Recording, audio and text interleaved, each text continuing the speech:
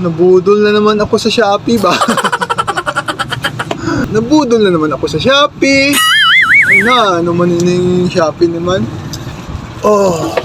Wow. Ang laki-laki ng parcel na ito. Sana all. Tingnan natin ang laman. Lagi na tayo nabubudol ng Shopee ba? Tapos na natin buksan. Ito na ha? Wow. Sana all. Yes guys! Air fryer. Ito yung nabudol ng Shopee sa atin ba? Marami kasing nasasabi na mas maganda yung air fryer kasi sa pag-deep fry eh. Tapos nagki-crispy daw yung mga chicken skin dito. Kaya sinubukan natin eh. Kung meron man lang tayong pambuli eh, why not no? Importante binayaran natin ito. Importante hindi natin ito inutang ba? Tapos magsasabi na naman na, ara ka na naman, pabati-bati ka naman sa utang. Ay, sa lagi na kayo, sige ka mo pangutang. Speaking mo utang, no? Palihog lang pa da, ha? Itong mga tao, yung pabarangay nato, kitaan ka doon si Mana. Joke lang, joke. Ikat ko lang to, ikat ko lang.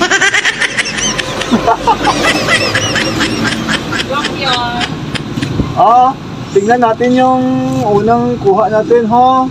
Meron na tayong manual. So, sobrang original nito ay yung manual niya, napakanipis. Bakit napakanipis na manual nito? Meron pa siyang strainer. Ayan ba?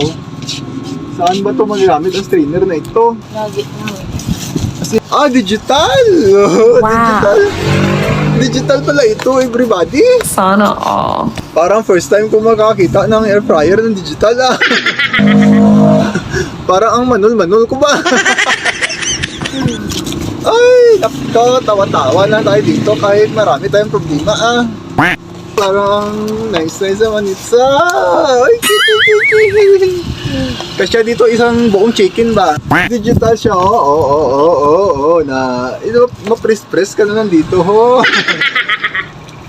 Ma-press-press ka na lang, wala ka ng knob na on-off.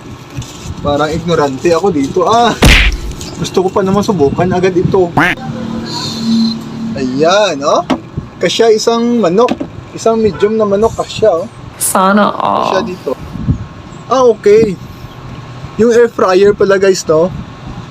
Yung air fryer pala is parang mini version lang pala siya ng turbo broiler. Oo, parang mini version lang siya ng turbo broiler kasi meron kaming turbo broiler sa bahay eh. Ginagamit namin kung tamad kami magsuba, turbo broiler na lang yan. So, mini version lang pala siya ng turbo broiler. Na-scam tayo Na-scam tayo dito ba? Oh my goodness. Bakit pa ako umorder nito? Ito yung strainer niya, ipatong natin dito sa loob, Hindi na mahirapan na maghugas sa kanya kasi naka-glass na siya, Mas madali siyang hugasan pag glass eh. Yung turbo broiler pa namin na-glass din yun. Tikalo! Feeling ko talaga na-scam ako ba? Kasi mini version lang talaga siya. Pagkita ko sa kanya, mini version lang talaga siya ng turbo broiler. Sana di na ako umorder nito. Siya! Scam ako! Wala na ako ng gana nito. Mas maganda naman kasi pag meron kang mga ganito, no? Para makaiwas ka sa mga oily foods na balahaw. Example, magluto ikaw ng fried chicken, no? Sa halip na i-deep fry mo siya, gamitan mo na ng air fryer, no? Or turbo broiler. Pero na-scam talaga.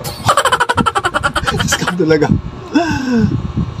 Hindi ko naman ini-expect na mini turbo broiler lang pala itong air fryer eh.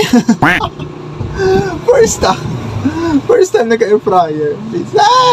Sige, sandali lang ha. I-testingan muna natin ito.